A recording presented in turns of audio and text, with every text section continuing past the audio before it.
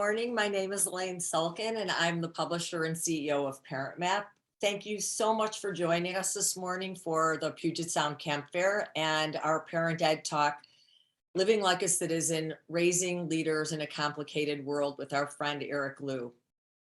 For those of you that are not familiar with ParentMap, it's our business to build an inclusive community that informs, engages, and inspires parents like you and your family. Well, hopefully you're having plenty of fun too. We're all extremely focused on how to better serve families, and being parents and grandparents as well, and publishers, we never settle for the status quo. And to us, that means our deep community connections, our family advocacy, and unique partnerships allow us to help build a better village for families. So thank you for joining us. A couple of housekeeping items. Today's webinar is going to be recorded to use in the future and for educational purposes. We will upload the recording also to the Puget Sound Camp Fair event. And we're just thrilled to have 59 camps joining us today, along with, I think, about 500 people registered to participate in the event. Please use the Q&A at the bottom of your screen to send questions that I will ask Eric at the end of his talk. And after the webinar concludes, please join the resource Camp Fair. So Eric Liu is a friend, and he is the co-founder and CEO of Citizen University, which works to build a culture of powerful and responsible citizenship in the United States. He also directs the Aspen Institute's Citizenship and American Identity program. He is the author of several acclaimed books. This is a sampling: You're More Powerful Than You Think, A Citizen's Guide to Making Change Happen, and his most recent, Becoming America, Civic Sermons on Love, Responsibility, and Democracy, a New York Times new and notable book. Eric is also featured on PBS documentary American Creed and is a frequent contributor to The Atlantic. Eric served as a White House speechwriter for Bill Clinton and as the president's deputy domestic policy advisor.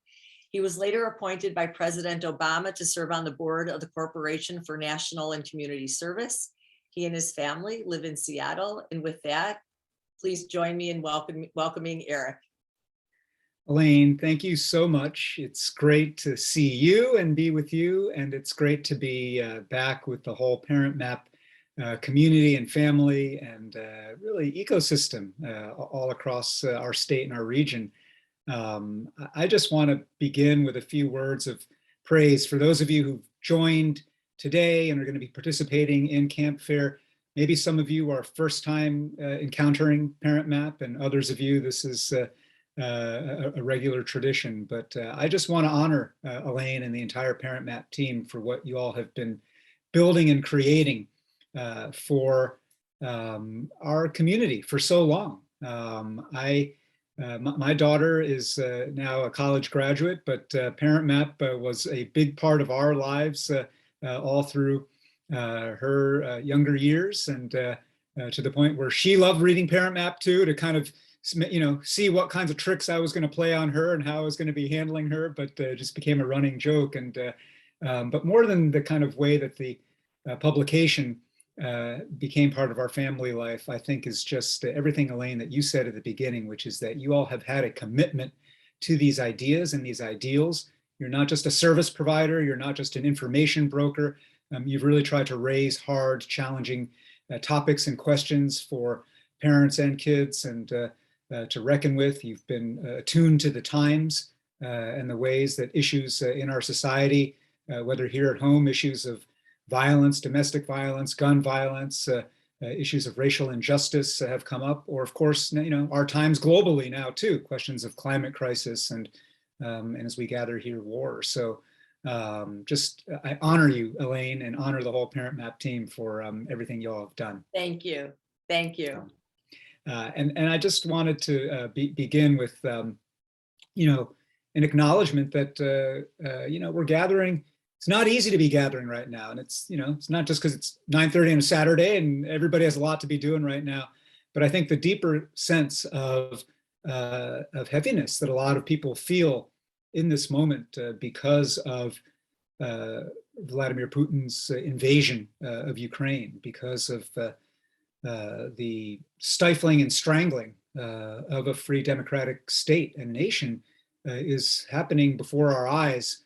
And it leads to a lot of not only anguish, certainly for those who might have familial or cultural connection to Ukraine, but I think for any of us who believe in and yet perhaps have taken for granted the meaning and the idea of freedom. I think this is a time where many people are both anguished and maybe to a certain extent helpless, feeling helpless. And I want to really underscore that there's many things we can all be doing. I mean, I think anybody can be signing up right now to be providing money and aid and support for refugees that are pouring out of Ukraine into other parts of Europe and elsewhere.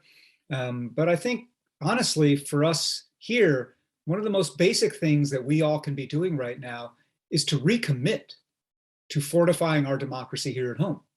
And I think that sense of recommitment is something that, I suppose is a thin silver lining in the dark cloud of what's happening as a result of Russia's invasion and this war. And that silver lining is that it clarifies things.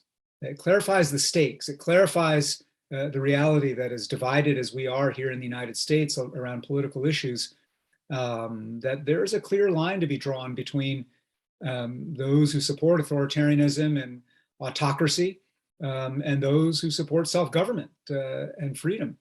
And that's not as between only the West and Russia, it's as among people, even here in our own society, clarifying the stakes. And I know that's a lot of heavy stuff to throw at you on a Saturday morning, but I wanted to begin by being real. You all have signed up for Camp Fair, and your mind is going to be going to workshops and opportunities to hear about different opportunities for the kids in your families to be spending great learning and experiential time this summer and beyond. And that's a great place to be. And when I was getting ready to figure out where my daughter was going to be in camps, my head was often, in that kind of short-term zone and very much thinking about just our little bubble and our family bubble. And the reason why I begin with this context is, as Elaine said at the beginning, we, even as parents, have to be adapting to the times. And as parents right now, because parents are not just the caregivers and providers for their children, parents are citizens. We as parents right now have to widen our gaze and attend to the connections, the inevitable connections between what's unfolding in the world around us and the challenges that we have in bringing up children who can themselves become contributing members of a greater community. And so what I wanted to do this morning is just provide a little bit of a framework for thinking about what it means to raise a citizen right now, what it means to raise your kids to be able to live like citizens. And as you think about not only your camp options, but just your daily lives in family, how we actually can help form and create opportunities for the young people in our lives to be formed in a way where they can be truly contributing members of our community. And so I thought what I would do actually is just begin by telling you a bit about our work at Citizen University and about the conception that we have of citizenship.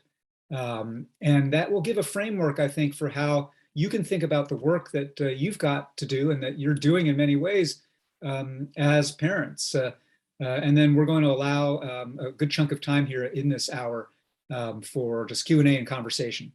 So let me begin with that. I am the co-founder of this nonprofit organization, Citizen University. We're based here in Seattle, but we work all around the United States. And I came to this work, you heard my bio a little bit, I came to this work, of course, because I had been steeped in work in politics and government, but I've been living in Seattle since the year 2000, after the Clinton administration ended. As much as my bio emphasizes a lot of things in the other Washington, I would actually say it's been these 2 decades plus now in this Washington, in our Washington, that have shaped me most as a citizen. It's been in my life as a neighbor. It's been in my life as just a community member who raised his hand for things like joining the Seattle Public Library Board, joining other kind of civic organizations, helping to start an organization that you all have, as ParentMap community members, learned a lot about over the years, the Alliance for Gun Responsibility, and made this state a leader in the nation on common sense reforms that balance gun rights with actual responsibilities, and serving in other capacities. And it's been in these ways of just participating that I've really learned the dimensions of citizenship. And I think that idea of participation is the key. When you work in politics in DC, some of you might know, and you can just gather from observing, it's not exactly participation. It's a lot of kabuki theater. It's a lot of positioning. It's a lot of appealing to a base, sending messages and signals so that people like what you're saying and feel like you're fighting for them. But it's not a participatory endeavor. It's very stage managed in a way. And yet when we think about our communities, your neighborhood, the part of a town you live in, whether it's urban, rural, suburban, here in Western Washington and beyond, and you think about questions not about what are the talking points that people are saying or what have they tweeted recently, but you think about the most basic things like who decides? Who decides when mask mandates are going to end? Who decides whether school will be in person? Who decides whether teachers or other education professionals, whether they're school librarians or nurses or bus drivers, are going to be considered essential workers? Who decides these things? That question, who decides, is at the very center of civic life. And our conception of citizenship in our work at Citizen University, it can often be understood in this very simple equation, which is that power plus character equals citizenship.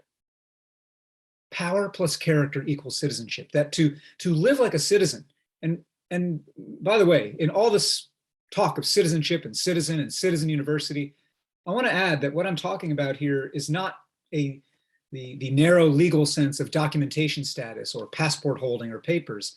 I mean the broader ethical conception of being a member of the body, a pro-social contributor to community, someone who understands that our fates are entwined and who has on the forefront of their minds and their hearts the question of how shall we live together? What does it mean to live together? And how do we hold a community together in the ways that we live in private and in public? That conception of citizenship can be understood as power plus character. That to live like a citizen in those terms, you have to both be fluent in power and grounded in character. And I want to unpack each half of that equation in ways that will be very concrete for you as people raising and bringing up young people in your lives, because I think this is not some distant matter. This is not about national politics or what you read in the paper. And this is not about kind of partisanship and stuff that you find toxic or polarizing or dehumanizing. This is about the fabric of everyday life and the choices that we make or are made for us by our presence or absence in everyday life together. So in the first place, power. When I talk about power, I mean simply a capacity to ensure that others do as we would like them to do. And that definition feels very Northwest. It feels very aggressive and in your face and kind of nakedly domineering.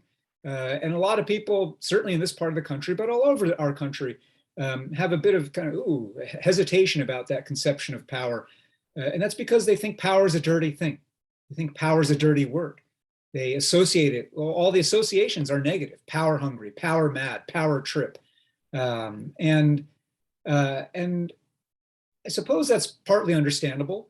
But one of the things that we try to teach in our work at Citizen University is that capacity to ensure that others do as we would like them to do is universal and omnipresent.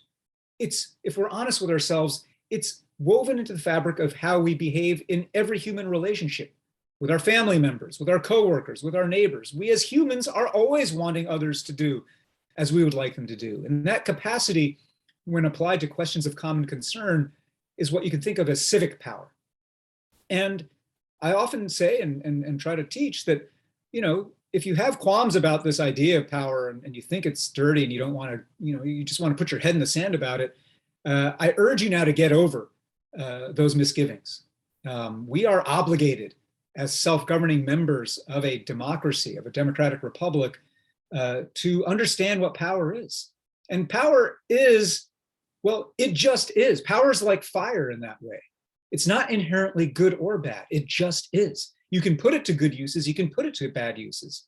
But simply because fire can be put to horrible, destructive uses in wartime, in the case of arson, whatever it may be, does not absolve us of the responsibility of understanding and gaining a fluency in how fire works so that we might put it to beneficial use. And that beneficial use of cooking our food, of heating our homes, of providing that kind of security and comfort. And the same is true literally and figuratively for power.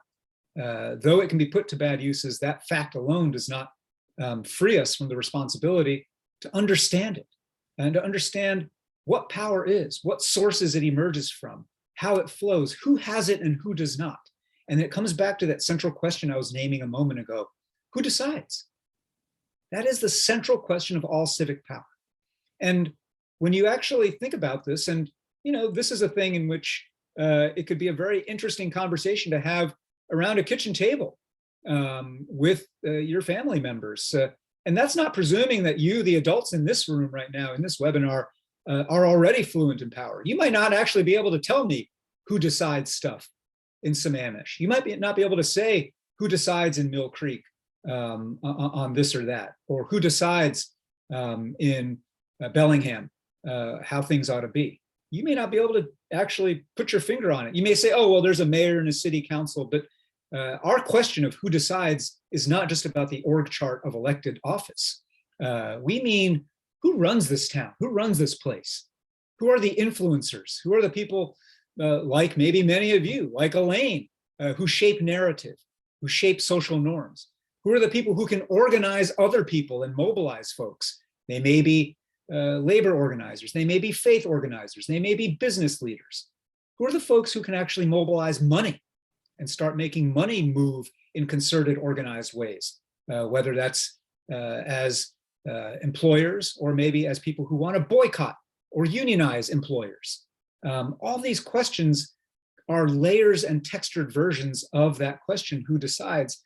And maybe none of you have a really good answer to that today for your own community, but that's part of my invitation, is start opening your eyes. It's like that scene in the movie The Matrix, where you're kind of blithely going along, but once you've seen the kind of ones and zeros, that kind of hidden matrix of power that's actually connecting these ligaments of the body politic, you can't unsee them. You have to recognize that you realize that, oh, these folks are actually running this town. And it's not even the mayor, it's not even the elected officials, it's these people who have clout, these people, and who does not have that power? And why is that? And how did that come to be? Now, there are versions of this that you could have with high school students who maybe are more sophisticated about the world, but let me assure you, there are versions of this that you can be having with 5 and 6-year-olds. And I can tell you, because I had these conversations with my daughter when she was 5 or 6. And the way those conversations can go is you can take a walk in the neighborhood and you can just notice things and ask why things are the way they are. You may notice that next to this really nice house is this empty lot that's been empty for years. And you may notice that the place where the kindly elder on the street used to live for 30 years, she doesn't live there anymore. And you see a sign that some new condo is being built there. And as you're walking and noticing these things, you may notice that this part of the street, this part of the community has bus stops and they're all nice and neat. But a few streets down, they don't have bus stops and people have to hike a long way. You might notice in your part of town that there's easy, good quality food to get, but in another part of town there aren't. And the invitation to a young person to notice the world around them, to take the world around them as a text, is an invitation that we as adults and as parents, as educators, as citizens, have to continuously issue to the young people in our lives, because this is part of their education in seeing and being able to read and write the world, to be able to be literate in power.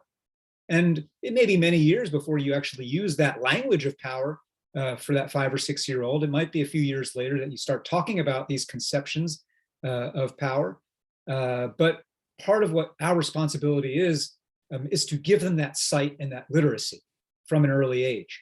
And I think that notion of what power is and how it flows is, of course, not only about reading. It's one thing to be able to read, but then, as with any literacy, the goal is to be able to write. How can I write myself into this story? How could I change this? What would it look like to organize a group of other neighbors to finally clean up this dilapidated, empty lot that an absentee landlord owns and no one's taking care of? What would it look like for us in our community to mobilize and welcome refugees coming from Afghanistan or Ukraine or wherever it may be now in the world? What would it look like for us in the community to mobilize various other forms of power? And these kinds of questions begin to shift us from reader and observer into writer and creator. And I think this is the most important thing that we've got to remember. In a democracy, we often focus on the vote as the great particular concrete mechanism of power. And yes, it is. I mean, it is foundational in many ways because when the vote is denied, so are rights to have other rights. But I want us to understand that civic power is about so much more than voting. It is about how we show up, how we organize, how we listen, how we bring a spirit of joy and civic love into this work of building community. And these are all things that as adults and as parents, we can and must be attuned to all the time. And by the way, I used the word joy a minute ago because everything I'm saying here should not be taken as, hello adults, I'm teaching you now to tell your kids in a very stern finger wagging way to eat their vegetables and to do their homework and to do this unpleasant thing and take their medicine, right? That is not what I mean or what I do. In our work at Citizen University, we try to teach and share power in ways that have a sense of spirit to them, a sense of love and joy, and recognize that that joy does not have to be Pollyanna, doesn't have to pretend that we aren't in a time of challenge and darkness and crisis coming into the third year of this pandemic and everything else that's going on around the world. But the joy is itself a statement of determination that even in these times of darkness, we will find a spark of a reason to create, to believe that when people come together and express their imagination, when people come together and find their voice together, and that can be literally through song, that can be figuratively through political action, that there is something that opens the heart and the soul in that work, and it feeds us, and there is beauty and creation in that. And that really brings me to the second half of this equation: power plus character equals citizenship. Because if all we did was focus on the first half, if all we did was really get ourselves and the young people in our lives to become super sophisticated readers of the map of power, super sophisticated manipulators of money, people, ideas, social norms, the government, force and violence in ways that enabled us to get what we wanted, but that capacity and literacy was completely untethered to some moral core or ethical framework, then all we would be doing is creating finely skilled sociopaths. And I don't believe that's the mission statement of ParentMap. It's certainly not the mission statement of Citizen University. We exist to create a whole new generation of sociopaths. Our society is doing that enough. Our hyper-individualistic, market-obsessed, memoryless, short-term, materialistic society is doing plenty for us to create sociopathy. And political leaders of this generation, fed by the incentives of social media, are adding fuel to that sociopathic fire right now. That's not what we're talking about. This is why the second half of this equation becomes central: power plus character. And when I talk about character, I don't mean individual virtue. I don't mean personal virtue. A lot of the conversation about character in the United States, like a lot of the conversation about everything in the United States, tends to focus on the lone individual. And we talk about character, particularly in an education context, in terms of personal perseverance, diligence, grit. Grit is one of the most popular words. I'm sure you all, as people who read ParentMap and are in this community, and are reading parenting books, grit is the buzzword of our time. And look, I'm all for grit. There's not a person in this Zoom room right now who doesn't have some quantum of grit. That's why you've managed to get yourself together enough to be in this community. But I don't mean individual virtue like that. What we mean at Citizen University when we speak of character is something more like character in the collective. The norms, the values, the ethos required for us to hold a community together. What I mean are the values that go into the answers to the question, how shall we live together? What does it mean to repair the world? What does it mean to repair our hearts and our communities? What does that take? Values of empathy, values of compassion, values of reciprocity and mutuality, values of seeing things not in scarcity-minded ways, as the pandemic has incented us to do so often, but to understand the possibility of positive sum non-zero outcomes. Values that remind us that, in fact, in the long run, we're all better off when we're all better off. And that ethos is far more lasting and enduring and far more the fabric of a healthy, sustained community than every man for himself. And the cultivation of these values, the cultivation of civic character, is in many ways at the very essence of what brings you to this camp fair, what brings you to ParentMap and this community. You're looking for opportunities for the children in your lives to be formed, to be cultivated. And yeah, you want them to gain some skills, and it might be how to sail, how to play violin, how to play soccer, how to do crafts, how to write, how to create music, whatever it might be. But underneath all these things, you're hoping that they will learn to be contributing, kind, non-sociopathic, that's a low bar, but let's name it, members of the body. And what we have to do as the adults in the lives of these children is to be conscious of character in these ways. And again, not in a finger-wagging way that's just about, okay, kids, let's sit down here for our character lessons, but to understand that life every day gives us 100 small and large choices of how we will show up in the world.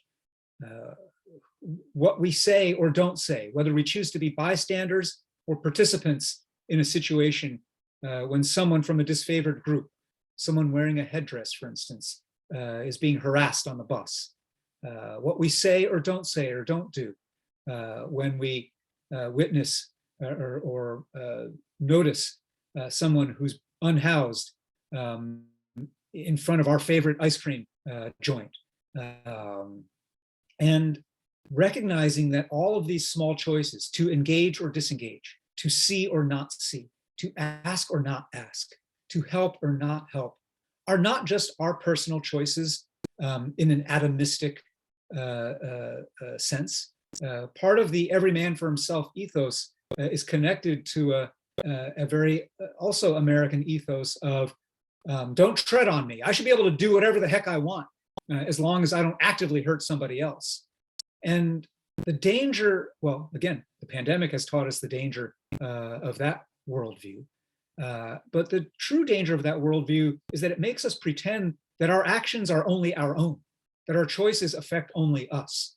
When in fact, every single choice or omission, to be compassionate or not, to be courteous or not, to be civil or not, is setting off an incredible cascade of contagion. And, we're wary now after 2+ years of pandemic to talk about contagion as a metaphor, but it's for real. Our norms are rapidly contagious, and they are as rapidly contagious as a virus. And indeed, the pandemic and the fights about masks and behavior in a public health sense were further evidence of that. But to remember that, to boil it down simply, society becomes how you behave. Your choices amplify and ramify out in ways unseen. Society becomes how you behave. That's a very different ethos from I should be able to do whatever I want. And it's all good because everybody's choices cancel each other out. And my selfishness and your selfishness will cancel each other out. And somehow from a billion acts of selfishness will arise the common good, right? That's a story of justification that we tell often in American life, certainly in market life, but also in community life. And what it means to cultivate civic character is to push against that narrative and to build a culture that is built upon the different idea that society becomes how you behave. Now, let me just tell you about a couple of things that we do at Citizen University by way of invitation to you that actually help us practice power and cultivate character, and for us to be able to live more like citizens. One of our programs that I actively want to invite you to is called Civic Saturday. Civic Saturdays are gatherings that you can think of as a civic analog to faith gatherings. It's not church or synagogue or mosque, but it has the arc and the flow and the feel of a faith gathering on purpose. You come into a room with strangers and you are invited pretty soon, pretty early on, to kind of turn to or get connected to a stranger next to you and not do small talk, but speak to a common prompt that goes deeper, that gets to some more heart-centered common questions like, who have you failed recently? Or who are you responsible for? Or what are you afraid of in this moment? Questions like that that open up the heart right at the outset. And then there are readings of poetry that open up a different channel in our hearts and minds. And then there's song. We all rise and sing together. But in this case, not singing books from a religious hymnal, but singing books from an American civic songbook, some old-fashioned and well-known, and some not so well-known, some protest songs, some patriotic songs, you name it. And then there are readings of texts that you might think of as civic scripture, texts drawn from throughout the American tradition that might be as well-known as something like the Gettysburg Address or I Have a Dream, but others from people you might never have heard of, but should have, whose voices have been on the margins of our national memory, but should be more at the center. And then what follows that is a civic sermon that someone gives to help us make some ethical sense of this moment and what we're doing here in our community and how we're trying to live together. And then after that, we form up into civic circles, not only to reflect on what we've heard and done so far, but to then, in a face-to-face way, make commitments to ourselves and to each other to show up in our communities in a different way. We chose this arc and this format and this metaphor of a faith gathering on purpose for a couple of reasons. One is the obvious one, which is that faith communities of any faith have figured something out over the millennia about how to create a sense of common purpose, how to create rituals that move the heart and the spirit as much as the mind, and how to invite people, strangers and newcomers, as well as long-timers, into a sense of fellowship. But the other reason why we do this is that democracy itself requires a certain kind of faith, not in a deity, but in the possibility of democracy itself. As I often put it, democracy works only if enough of us believe democracy works. There's nothing magic about constitutions or statutes that make them self-operating or self-executing. It's a little bit like money. There's nothing magic about a green rectangular piece of paper that says this shall be valuable and this shall be legal tender. It's our millionfold mutual agreement that that piece of paper should mean something that makes it mean something. And so it is with democracy, this millionfold mutual agreement that we will govern ourselves this way with certain norms, recognizing that it's not a scorched earth, winner take all, wipe the loser off the face of the earth kind of game, but rather that it is a game of infinite repeat play in which we all lose some and we all win some, and we all have to sustain the underlying health of the game. That's a millionfold mutual agreement that when things are going good, you don't particularly notice it. It's just happening. But when, as now, things aren't going so well, you suddenly begin to appreciate the fragility of that agreement and the fragility of that civic faith, as John Dewey called it. And there are different phrases for this. John Dewey spoke of civic faith, of democratic faith. Alexis de Tocqueville spoke of habits of the heart and civic religion. Whatever terminology you might want to use, the idea that to sustain a democracy, we've got to believe in it. And the belief cannot be, again, done by exhortation and someone saying, believe harder. You should believe harder. There is a reason why people have lost faith in democracy right now. It isn't delivering for a lot of us. And as we've been seeing, certainly in the many months since George Floyd was murdered, throughout American history, there are large swaths of our community for whom this promise was never kept. And many people are awakening to that today. And so the question isn't, why do people have such low levels of faith in the possibility of democracy? The question is, how can we build a democracy worthy of our faith? And again, this is where I thank Vladimir Putin for reminding us of the stakes. This is not some academic exercise. The fragility of this, it doesn't take tanks or an invading army to undermine a democracy. It just takes a lot of choices to check out. And so when you show up for a gathering like this and you start thinking about camps and opportunities for your kids, do so through that lens of how this choice can be part of a larger set of choices of showing up, leaning in, committing, and rekindling that faith in the company of others. But also join us at Civic Saturday. Well, actually, we've been doing them virtually during the pandemic, of course, and we'll be having another one actually a week from today, next Saturday, March 12th, online. I'll put a link into chat later on for that. I'll be doing the Civic Sermon, but there'll be wonderful musicians, poets, and others, and there'll be people from all over the United States participating, some newcomers, some skeptics, some true believers, and it's a great mix of folks, and that's one of the programs we have. But another program that we have at Citizen University that I think would be of interest to all of you is one that we've just been experiencing this week, and it's for young people. It's called the Youth Collaboratory. And every year we select a cohort of rising sophomores and juniors in high school from all around the United States. And we bring them together for a year of activity together, punctuated in 3 big gatherings, but they've got work to do in between those 3 gatherings. And during those 3 gatherings, they get to spend time with each other, learning about civic power, about cultivation of character, and developing civic power projects to bring back to their own campuses and communities. And this is top of mind for me because the newest cohort of the Youth Collaboratory just came to Seattle this week. And it was the first in-person training we've done since the pandemic started. And that alone was just, it was so soul-giving and heart-filling to be together in person for learning and experience and gathering like this, but to be in particular with a couple of dozen young people who are full of fire and passion and belief and faith in the possibility of democracy was recharging to the nth degree. And they are dealing with hard stuff. They're coming from schools where the state is banning, where there are don't say gay bills being debated in the legislature that would ban any reference to sexual orientation in the classroom. They're coming from communities that are resisting the renaming of schools named after Confederate generals. They're coming from places in America where schools have been decimated not just by the pandemic, but by the opioid epidemic.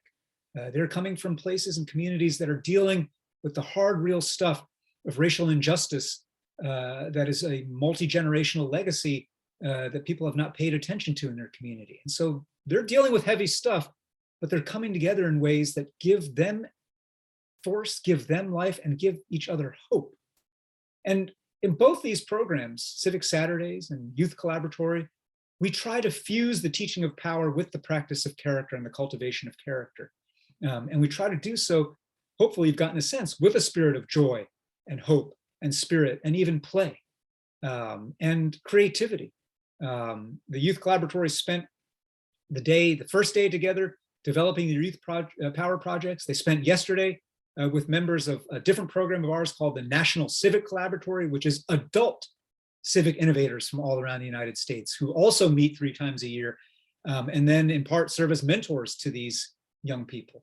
But then last night, they did a great thing. They went to Seattle Center, they had dinner together in the Armory, and then they went to the Seattle Rep to see a play, kind of a teenage adaptation, Teenage Dick, the adaptation of Richard III, Shakespeare's Richard III, done in a way that would speak to and for young people about all of those themes of power and treachery and character and its betrayal that you find in that epic play. But they got to experience that through art and creativity. And that's the way we work at Citizen University. And if you want to learn more about us, I'll put our website into chat later. But I tell you about our work, not only to invite you to join us, and I truly do, but to say that our work is just one part of a vast and growing ecosystem of activity like this. Hopefully, most of the camps that you're going to be checking out at Camp Fair are also part of this ecosystem. Organizations that are taking an intentional approach to the cultivation of character and the teaching of power to the young people in your lives. And if they aren't, I encourage you to ask them, what are you doing to help young people understand, to become literate in reading the world around them and the power map around them? What are you doing to help make sure that their values and norms and ethics put into practice in playful, engaging, creative ways? And you can send a demand signal. You, as parents, can actually exercise your power and change the marketplace of camps by saying, hey, we want camps that do this. We want camps that help our kids live like citizens. We want camps and opportunities like this that will help strengthen our democracy. That is your power. If you have privilege enough to be spending time contemplating joining a camp fair like this and thinking about the opportunities where you want to spend your, not just your money, but your other forms of social capital in this way on behalf of your kids, then I ask you to circulate that power and that privilege to make the whole ecosystem more inclusive, more democratic, more attuned to this work of citizenship. And what I want to close with is finally this, that the work that we've got to do, I've been saying, isn't just work, it's play, but it's not just now, it's forever. And again, I say that in the sense that should make you smile and not make you scowl. We have been conditioned increasingly by technology and digital technology and social media to think that cycles of life last as long as a tweet, that seasons of life last as long as a controversy on social media, that the nature of life can be measured in the increments and pulses of a breaking news cycle on CNN. And I think one of the things that we've got to remember, and I can tell you as someone whose kid is now 22, and so the memory for me of choosing camps and being in this, being a daily reader of ParentMap is still fresh enough in my mind, but also far enough now to recognize that the true measure of this kind of change, the true measure of how we cultivate the gardens of democracy and what the pace of the unfolding of the seeds we plant is measured generationally. And we are gathered here today to make a commitment that is generational, not just for the next generation in your family, but for the next generation of our society and our country.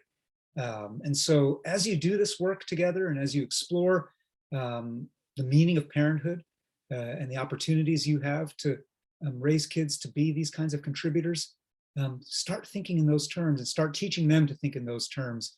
And it's why I will close as I began by tipping my hat to Elaine and all of her team and family at ParentMap, because ParentMap has been, I don't know how many years it's been, but you all have been operating for what feels like a generation to me.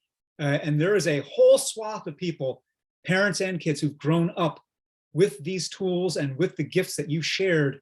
And that gives me goosebumps just thinking about it, to think about how we're turning the soil that way, and the next generation is going to come along now and raise kids as mindfully as you've raised us, Elaine, in the ParentMap family. So thank you all for being here, and happy to have some conversation, take some questions. Eric, first of all, I mean, I am just lifting out of my chair in goosebumps around how, in really what feels like one of the darkest times for many of us, no matter what age we are, that you have reconfigured where our minds and our hearts can be, because you're forever made me smile, because we are really all together here to be able to rebuild a better and less divisive society. Thank you so much for this outstanding presentation and breaking down that we're obligated, in fact, to understand what power is. And I loved your analogy, like fire, that it It just is. It can be good, it can be bad, and cultivating character and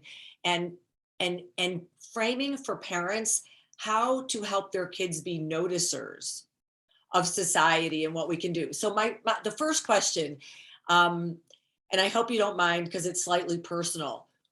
Can you share a little bit about your background and how what you're suggesting that we as parents and grandparents do? What's your background? How did you get here? Absolutely. I will share a word about that. And then I also see that there's a great question from Robin Macon in Q&A, which I'll get to next. It begins with a simple fact, which is I'm the child of immigrants. My parents were born in mainland China in a time of war and revolution, ended up growing up mainly in Taiwan and then coming to the United States in the late 1950s for higher education, for college or beyond college. And I grew up in upstate New York, outside of Poughkeepsie in the Hudson Valley. And I grew up,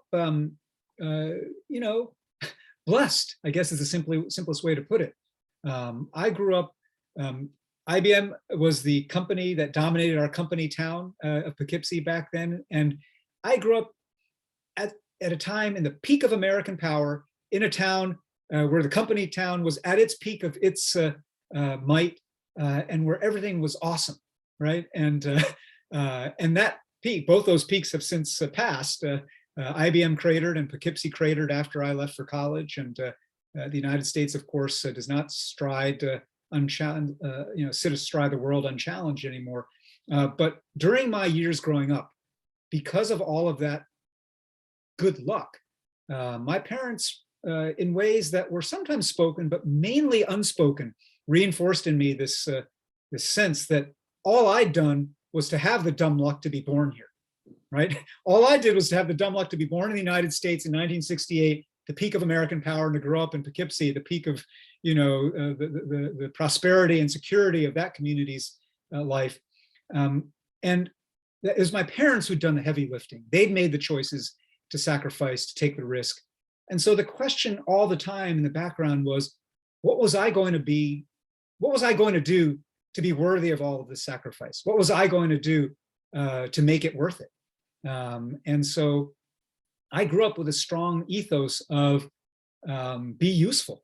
In Mandarin and Chinese, there's a term, 没有用, which is said with that kind of tone, which is, it means useless, and sometimes you'd be scolded if you were lagging on your chores or were just, complaining, I don't know how to figure this out, and feeling helpless and hoping someone would rescue you. And to get a scornful 没有用, that's so 没有用, was a thing that I got conditioned to not want to have in my life. And the flip side of that was, how can I be useful, right? How should I be useful? And so I think that is the foundational formation for me of usefulness. And a lot of institutions in my life kind of poured it on that ethos of usefulness. I went to Yale College, which was a great opportunity for me, but also where there was an ethos of public service and civic contribution there for me. I went to work in Washington, D.C. after that in public service, and so all of that formed a sense of expectation. But I would say that the other thing that I would note is that I wasn't all that politically sophisticated or civically active until I got to college, or even midway through college. Yeah.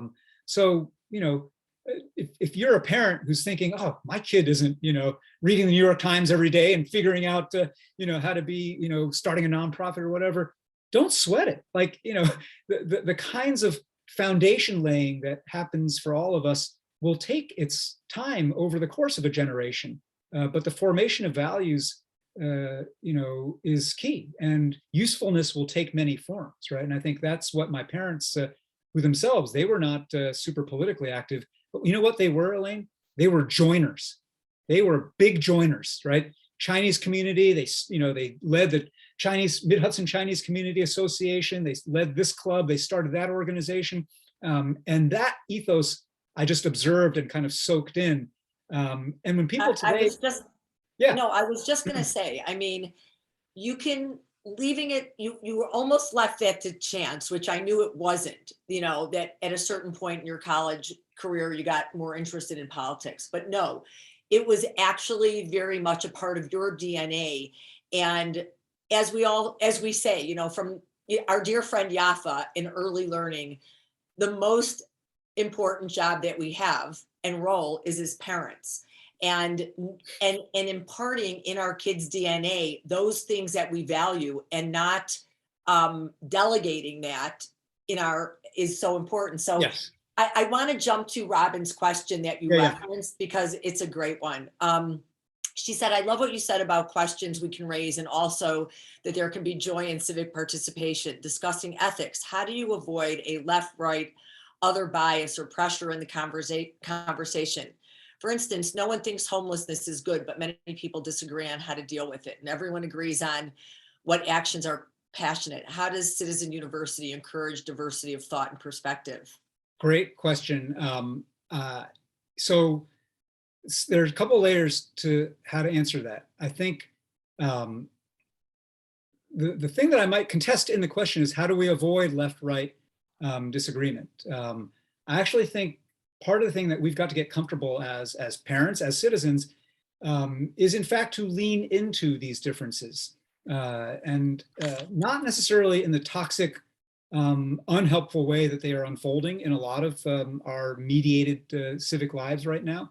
But to remember, we have a project that we run out with the Aspen Institute and a wonderful nonprofit called Facing History and Ourselves, which began as a Holocaust education organization, but then expanded to just teaching young people how to make ethical decisions about a whole host of kind of historical, moral choice points. And it's a project that's called the Better Arguments Project. And the premise of it is that we don't need fewer arguments right now. We just need less stupid ones. And what I mean by that, not to be glib, is that America is an argument. We are meant to argue. American civic life is a perpetual contestation of some perpetually unresolved tensions that we are meant to always be tugging war on, right? A tension between liberty and equality, a tension between national government and local control, right? Those two right there we've seen unfold in the pandemic over and over again on mandates and rules and so on and so forth. A tension between the pluribus part of our motto and the unum part, diversity and unity, right? There's no correct answer on these tensions. If you're a fan of the Hamilton musical, a tension between the Hamiltonian view of strong activist government and a Jeffersonian view of very limited government that lets people do what they want to do, right? These tensions are meant to be argued out, and they play out not just on vast national issues, but they play out exactly on questions like Robin's asking, on homelessness, right? Questions of, is tension between collective responsibility and individual responsibility. Well, this person who's addicted and who's can't get their life together, like that's their problem that they're living on the streets. Why is that my problem, right? Well, then there's another point of view. And we've got to actually teach ourselves and teach the young people in our lives how to see the full frame of these arguments, and how actually whatever side you might be on, how to inhabit the other side for a bit and see their worldview and understand why it is they might see the world the way they see the world, and then recognize the dynamics that go into a better argument. And so check out betterarguments.org. That's the Better Arguments Project, and it's got all kinds of toolkits and webinars, both for adults and young people, on how to practice these things on a variety of issues. On homelessness itself, I will say this is a really good example too of how a lot of the civic arguments right now are not just Democrat, Republican, or traditionally liberal versus conservative, right? Homelessness cuts across some of those lines in different ways. And I think that, one of the things that we've got to do, actually, Elaine, I would encourage ParentMap, like, to take homelessness as an object of community learning. Like, what are the things everyone should know about this crisis? To have a clear picture in their mind of what percentage of the homeless community in King County or in Western Washington, are there, because of mental illness versus economic dislocation versus, addiction. What are the lanes of opportunity and options for each of those? How do we understand, the issues? People respond in an emotional way to media stories and do not have a textured sense. And frankly, our political leadership has not given us that context. I know you want to squeeze in one more. I will say that ParentMap will accept that challenge, of course, coming from you. Thank you for that. And it really lands in back to your Civic Saturday, which I'm going to put into chat the go ahead. Link for that. ParentMap has often written about the fact that Seattle is probably, I think it's in one of the least religious, traditional attending cities in the country.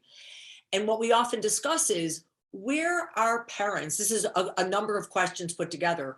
Yeah. Parents are left with this non-greater than themselves idea, collective of values. And it really does guide back to, and the parent question is, how, as a busy, crazy parent, am I, as an individual, invoking these values when we're not going to synagogue and church? And for all of its bad, there is a commonality in traditional religion of these higher values of empathy and compassion. Absolutely. Look, what I said earlier about joining and what my parents taught me about joining, like join. And even if the joining right now is activities that are kid-centered, your kid's sports team, your kid's this, your kid's school group, PTA, PTSA, whatever it might be, join. And in the context of that thing that you join, that will be your arena, your canvas, your whatever for practicing what we're talking about here.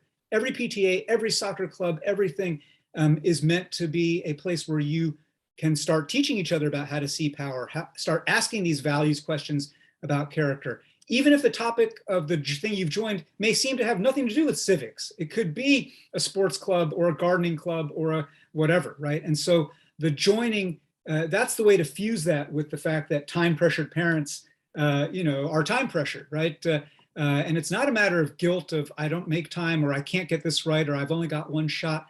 This is mindful practice. Back to our friend Yafa, Moritz, this is how we live, and we integrate this into the pulses of our day. And I see a question about Civic Saturday on March 12th. It is virtual. It's all virtual on this one. We hope soon we'll be back in person, but this one is all virtual. The Zoom link, and you have to RSVP on that link there if you click there. And yes, it's intergenerational by design. So bring your kids. We've had people, as young as single-digit age and as old as the oldest elders you can imagine participating. So we invite you, and I know we're at time, but Elaine, thanks again for having me, and thanks everybody in the ParentMap community. Thank you so much. Truly, I know I can feel the collective goosebumps and everyone feeling lifted at this moment. So thank you so much. And we'll send out the recording, and we will do more together. Sounds great. Okay, bye-bye.